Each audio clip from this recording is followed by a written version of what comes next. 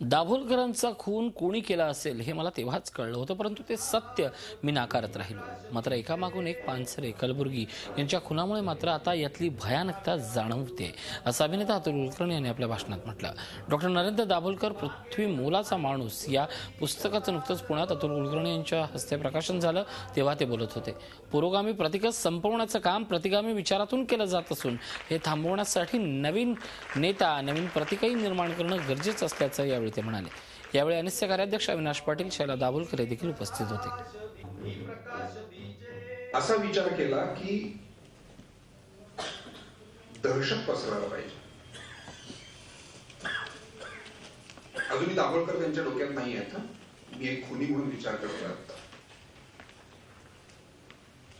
की हे जे काय चालू आहे सगळीकडे नाही, माझी प्रतिगामी जो विचार आहे तो श्रेष्ठ आहे, सनातनी जो विचार आहे तो श्रेष्ठ आहे.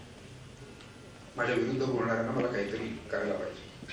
आणि मी विचार जरी म्हणत असलो तरी मी हा विचार हृदयाने करतोय. लक्षात घ्या, मी भावना महत्वाची मानतोय, विवेक नव्हे. मी मेंदूने विचार करत नाही, मी हृदयाने विचार करतोय.